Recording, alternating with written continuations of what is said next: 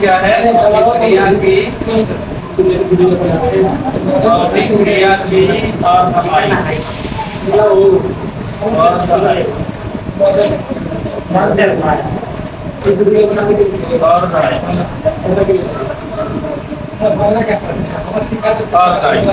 क्या ऐसे भी लिखा रहेगा? अर्ध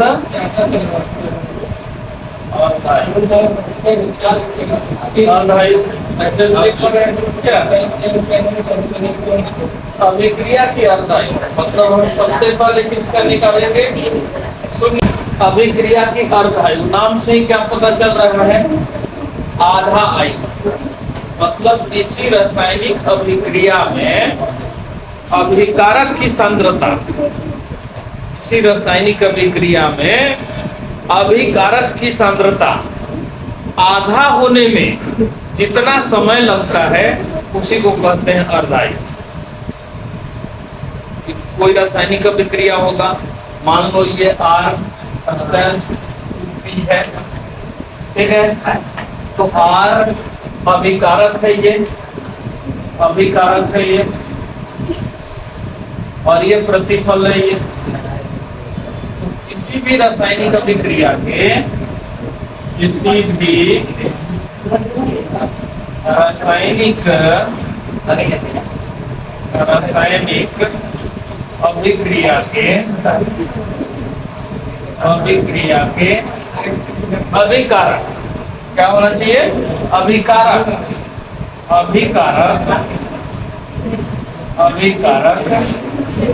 का सांद्रता क्या होना चाहिए? सांद्रता होना चाहिए। सांद्रता आधी होने में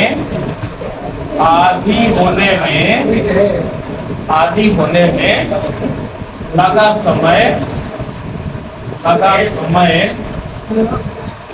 अर्धायु कहलाता है। क्या कहलाएगा? अर्धायु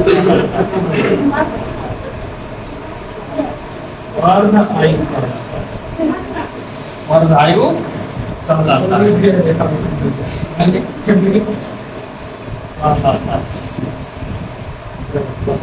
आधा होने, ठीक है। किसी भी रासायनिक अभिक्रिया के अभिकारक क्या होना चाहिए? अभिकारक। और अभिकारक का क्या होना चाहिए? सांद्रता। अभिकारक का सांद्रता आधा होने में जितना समय लगा उसी को क्या कहेंगे? अर्धायु। तो अर्धायु किसका निकालेंगे? सबसे पहले शून्य कोटि का और फिर प्रथम कोटि। दो ही कोटि पढ़ना है, एन कोटि तक बीएससी में पढ़ना रहता है। ऐसे यहाँ पर पढ़ना है तो बोर्ड लेवल वो अर्धायु शून्य कोटि के अर्धायु। और फिर हमारा क्या रहेगा? शून्य कोटि। अच्छा इसे कैसे सूचित करेंगे? इसे T1/2 या T हाफ क्या पढ़ेंगे? T1/2 या T हाफ द्वारा सूचित किया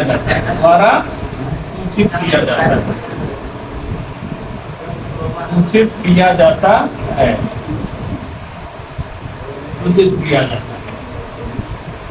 शून्य कोटि का पढ़ेंगे सबसे पहले। शून्य कोटि के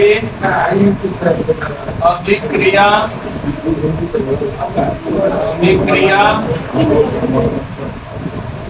शून्य कोटि के अभिक्रिया का अर्धायु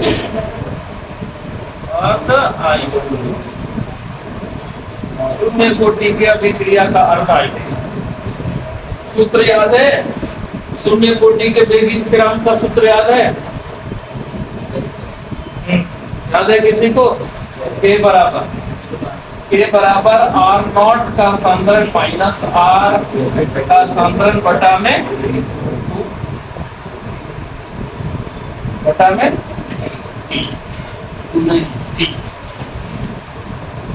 R0 माइनस R बटा में T। ये होता है शून्य कोटि के वेग स्थिरांक का। ये क्या है? आपका वेग स्थिरांक है। और T क्या है? समय। क्या है? समय। R0 क्या है?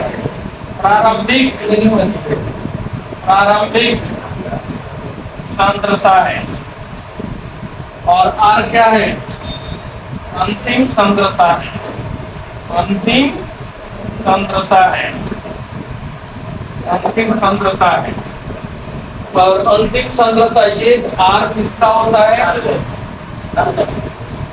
अभिकारक के, हमेशा याद रखना है किसका होता है?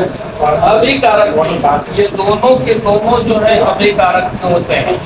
अभी बात याद रखेंगे, ये अभिकारक का ही होना चाहिए। अब हमें क्या निकालना है? अर्धायु। ध्यान से समझो, किसी भी रासायनिक अभिक्रिया के अभिकारक की सांद्रता आधी होने में जितना समय लगा उसी को क्या कहेंगे? अर्धायु कहेंगे। तो जितना समय लगेगा उसको कहेंगे अर्धायु। तो ये जो सांद्रता है वो क्या हो जाएगा? आधा हो जाएगा, सांद्रता आधा हो जाएगा। ये R0 है, जितना समय में आधा हो जाएगा उसी को क्या कहेंगे? किसी भी रासायनिक अभिक्रिया के अभिकारक का सांद्रता, अभिकारक का सांद्रता आधी होने में लगा समय अर्धायु कहलाता है। तो ये जो अभिकारक है, अभिकारक यही ना है, अंतिम सांद्रता है, और ये प्रारंभिक है। तो बदलेगा कौन? जब समय जो होगा वो T½ हो जाएगा। ध्यान से समझना इसको। T क्या कितना हो गया? ½ तो जो सांद्रता था पहले का वो कितना हो गया?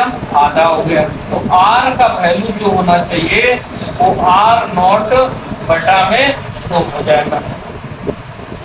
ये कितना हो गया? आधा हो गया। समय जब आधा हुआ तो ये सांद्रता क्या हो गया? आधी। तो ये ½ हो गया, तो ये भी ½ हो गया। अब यहाँ पर वैल्यू कर सकते, K बराबर है R0 सांद्रता माइनस R बटा में T। तो K is equal to R0 minus R0 का सांद्रता बटा में 2 और T हो जाएगा ये ½ हो गया ½।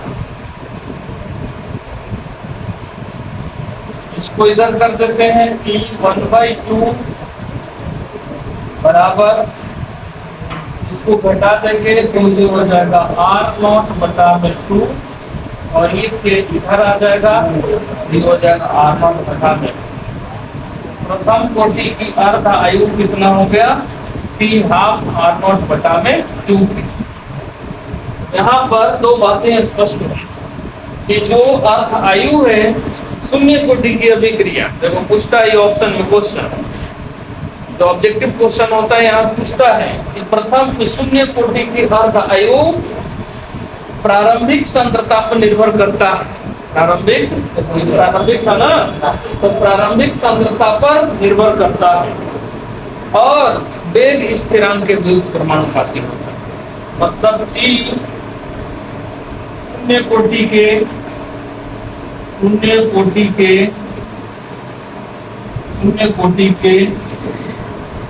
अर्ध आयु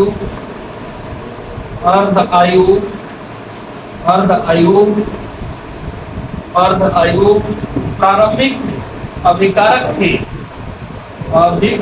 के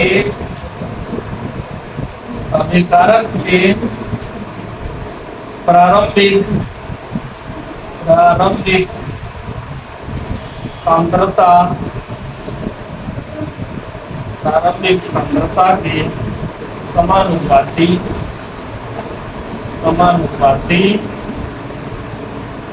समानुपाती होती है, लेकिन वेग स्थिरांक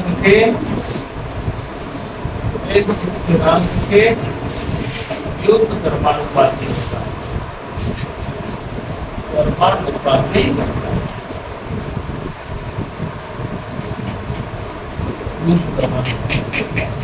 शून्य कोटि की अभिक्रिया प्रारंभिक सांद्रता पर निर्भर करता है, इस बात को याद रखना।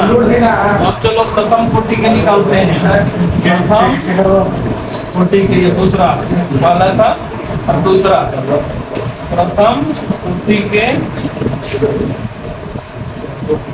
अर्ध आयु, प्रथम कोटि के अर्ध आयु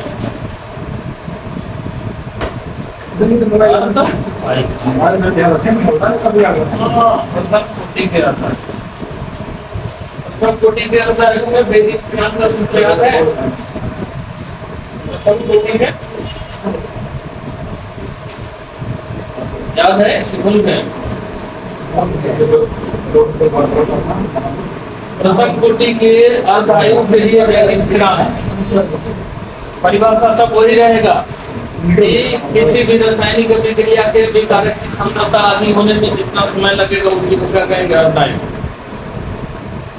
यहाँ अर्धायु के बराबर बताते प्रथम कोटि के लिए 2.303 log r नॉट का सांद्रण बटा में r का सांद्रण बटा में क्या था यहाँ पर?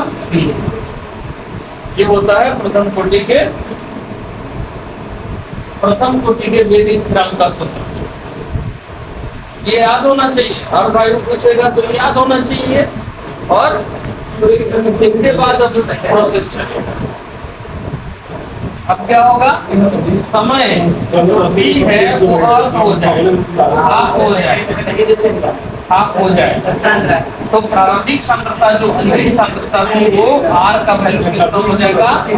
r नॉट बटा में 2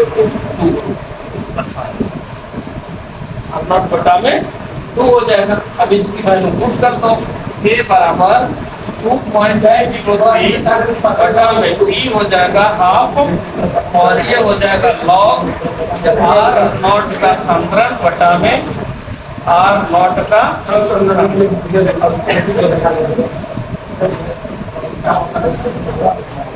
ठीक है। और ये 2.303 बटा में t 1/2 ये चला गया ऊपर लॉग हो जाएगा। तो r नॉट का सांद्रण बटा में r नॉट का सांद्रण ये हो गया 85। ये बराबर 2.303 बटा में t 1/2 ये लॉग हो जाएगा 2 लॉग हो जाएगा 2। यहाँ से हो गया 2.303 बटा में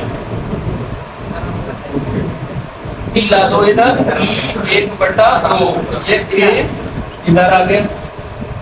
और ये लॉग 2 का वैल्यू 0.30103 होता है। लॉग 2 का वैल्यू याद रखने के लिए 30/300 याद रखिए। 30/300 0. अब 300 लिखोगे तो थोड़े वैल्यू चेंज करेगा।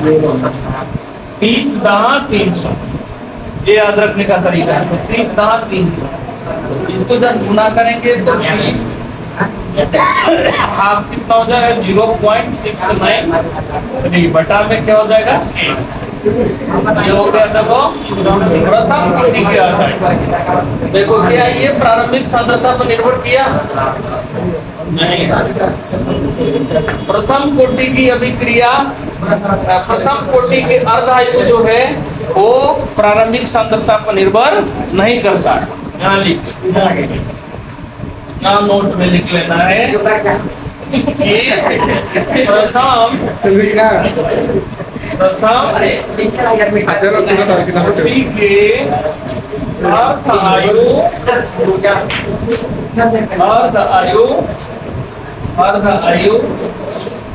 अर्धायु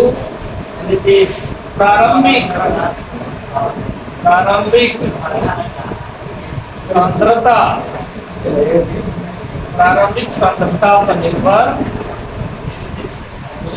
नहीं करता।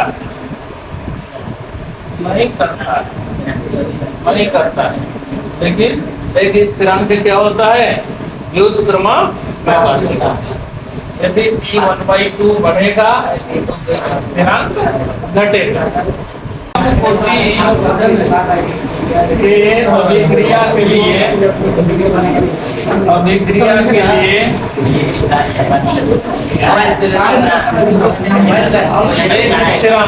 के दिया हुआ है। स्थिरांक दिया हुआ है के 5.5 गुना 10⁻⁻14 सेकंड -1 है। सेकंड माइनस 1 है तो अर्धायु ज्ञात करना है। अर्धायु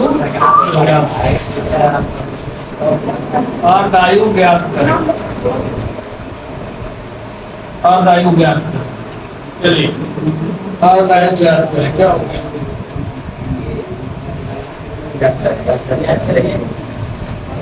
अर्धायु ज्ञात करना क्या फॉर्मूला बताएं? बताओ, चिल्ला के फॉर्मूला बताएं कि T1/2 प्रथम कोटि है तो प्रथम कोटि का लगाना 0.693 बटा में क्या लिखा है? 0.693 बटा में के का वैल्यू रख दो 5.5 गुना 10 के पावर -14 सेकंड -1 पर जाएगा तो सेकंड हो जाएगा। सेकंड -1 है, सेकंड -1। अब ये 0.693 बटा में लिख दो 5.5 गुना 10 के पावर 14 ऊपर रहेगा प्लस में 14 10 के पावर 14 इसको अभी सेकंड ऊपर चला गया तो सेकंड इसको डिवाइड कर देंगे। डिवाइड करेंगे कितना आ जाएगा? करो डिवाइड करो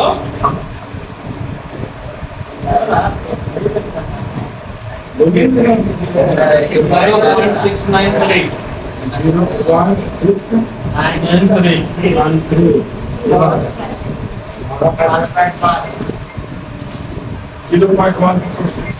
0.126 गुना 10 के पावर 14 एक और 10 दे दो इसको तो 1.26 गुना 10 के पावर कितना हो गया? 13 सेकंड आंसर। प्रथम कोटि की ही अभिक्रिया है। प्रथम कोटि के अभिक्रिया का सांद्रण 99.9% 9% पूर्ण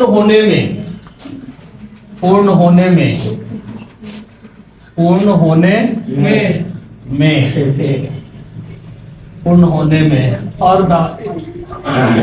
अर्धायु कितना होगा? अर्धायु कितना होगा? ये दोनों क्वेश्चन में फर्क क्या है? ये जो है सांद्रता दिया हुआ है, सांद्रण जो है 99.9% पूर्ण होने में अर्धायु कितना होगा? अब प्रथम कोटि की अभिक्रिया है तो यहाँ के का वैल्यू दिया है, ये तो सांद्रता दिया है, ये तो 99% मतलब सांद्रता दिया है। तो सांद्रता दिया हुआ है तो ये R का वैल्यू है, R का वैल्यू है। तो R का वैल्यू जो है ये 99.9% है। प्रतिशत को हटाओगे तो कितना हो जाएगा? बटा में 100 तो 0.99 तो शेष बचा कितना? शेष कितना बचा? शेष मतलब अंतिम, ये शेष मतलब अंतिम। ये अब समझो कि प्रारंभिक दिया हुआ है, ठीक है, ये प्रारंभिक दिया हुआ है R, ये समझना R हम लिख रहे हैं तो प्रारंभ में है। अब शेष कितना बचा? आप पढ़े तो खूब शेष कितना बचा? मैट्रिक की परीक्षा दे 30 बार फेल का फायदा पढ़ो संघर्ष के ना। अच्छा संघर्ष तो ये जो R का वैल्यू होगा, सबने वीडियो बना इतना संघर्ष करके बाद में डिलीट हो जाते हैं, वीडियो बनाओ तो संघर्ष होगा। टोटल एक होता है अपने आप में, तो एक में से 0.99 तो 0.00 एक बटा में 10 के पावर कितना हो जाएगा? -10 के पावर -3 हो जाएगा ये वाला वैल्यू। अब हम के निकाल सकते हैं, तो के बराबर क्या हो जाएगा? 2.303 बटा में T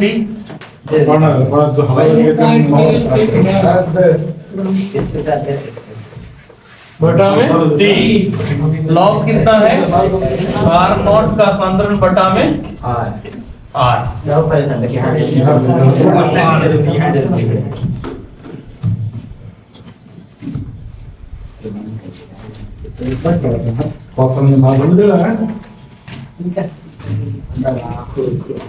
ये 2.303 बटा में हो जाएगा टी।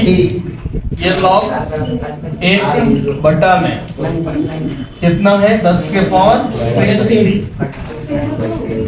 1 रहेगा। शुरुआत में कोई भी चीज कितना रहता है 1, अपने आप में 1 मोल रहेगा, धीरे धीरे वो चेंज कर रहा है 10 के पावर 3। तो ये 2.303 बटा में टी, ये लॉग ये ऊपर जाएगा तो 10 के पावर 3 हो जाएगा।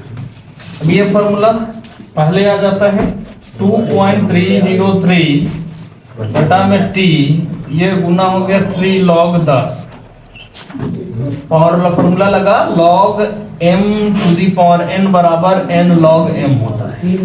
और log 10 बराबर कितना होता है वैल्यू 1, ये हो गया 1, 909 पॉइंट। अब बटा में कितना हो गया इसका log 10 का वैल्यू कितना हो गया 6.909 बटा में क्या हो गया टी। अब क्या निकालना है अर्धायु निकालना है। अर्धायु का फॉर्मूला क्या बताएं T half is equal to 0.693 बटा में के का वैल्यू रख दो कितना है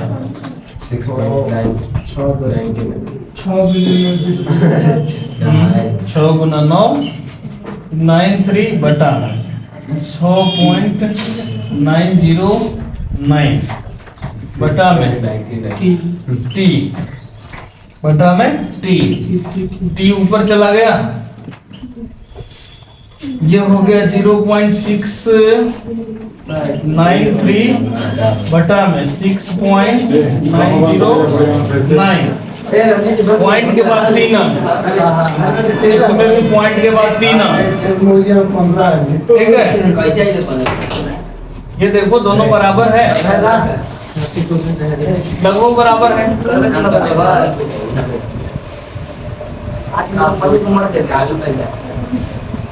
ये दोनों आपस में बराबर है, हाँ लगभग बराबर है। देख लो लगभग बराबर है, लगभग बराबर है। तो इसको 10 से गुना कर दो,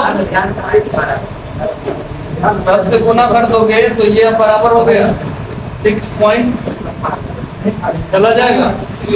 तो हम इसको 10 बार में काट सकते हैं ना ऐसे।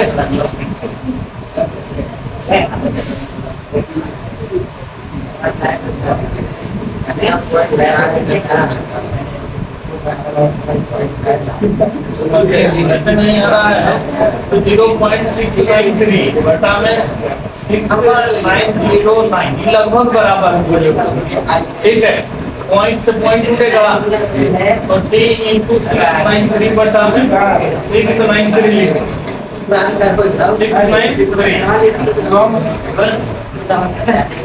693 ये हो गया कितना 6909। कहीं ना कहीं 10 बार में कटेगा, 10 बार में कट रहा है ना। तो ये देखो t जो है t1/2 जो है वो समय का 10वां भाग है, समय का 10वां भाग। मतलब 10 है 10 गुना, मतलब अर्धायु जो आया वो t1/2 मतलब जो समय होगा 10 सेकेंड या 20 सेकेंड उसका 10वां भाग लगेगा, पूर्ण होने में 10वां भाग लगेगा। क्योंकि टी का तो वैल्यू दिया नहीं है यहाँ क्वेश्चन में, टी का वैल्यू नहीं ना दिया है, टी का वैल्यू नहीं दिया है तो वही t/10 फंक्शन आंसर